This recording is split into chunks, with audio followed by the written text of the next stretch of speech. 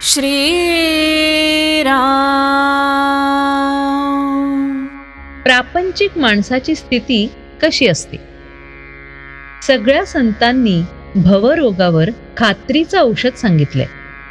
सगळे संत आपापल्या परीने मोठे आहेतच, पण त्यातल्या त्यात समर्थांनी आपली जागा न सोडता विषयी लोकांचं चित्त कुठे गुंतलेलं असतं हे पाहिलं आणि मगच रोगाचं निदान केलं.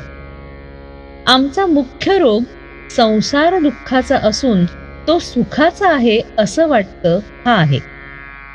रोग कळून आला पण औषध जर घेतलं नाही तर तो बरा कसा होणार?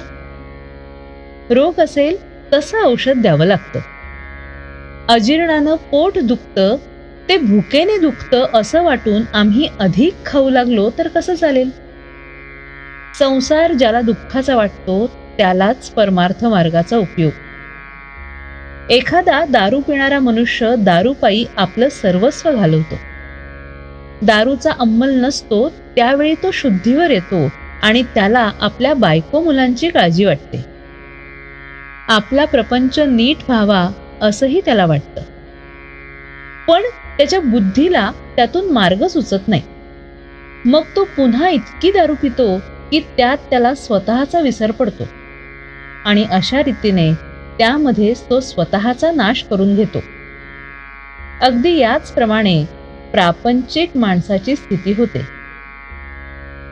पहिल्याने प्रपंच बरा वाटतो, मनुष्य त्यात रमतो, पण पुढे काही दिवसांनंतर तो थकतो आणि त्याची उमेद कमी होते आणि म्हणून आता आपल्या हातून परमार्थ कसा होणार असं त्याला वाटतं. पण नंतर तो पुन्हा जोराने प्रपंच करू लागतो आणि शेवटी हीन अवस्थेत मरून जातो.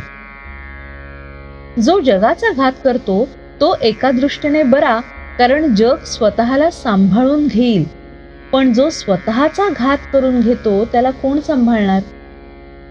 तो फार वाईट समजावा. केवळ प्रापंचिक हा असा आत्मघातकी असतो. खोटं कळूनही त्यात सुख मानून तो राहतो आणि देवाने जे निर्माण केलं ते माझ्या सुखाकरताच केलं असं समजून मरेपर्यंत त्यातच गुरफटून जातो. मनुष्य तेच करत असून सुद्धा त्याला त्याचा कंटाळा कसा येत नाही? कालच्या गोष्टीचा पण आज करतो. आपल्या लक्षात जरी आलं नाही तरी त्या गोष्टी झालेल्याच असतात. तेच ते जेवण, ती नोकरी, तोच तो पैसा मिळवणं, सगळं तेच. असं असताना माणसाला कंटाळा का येऊ नये?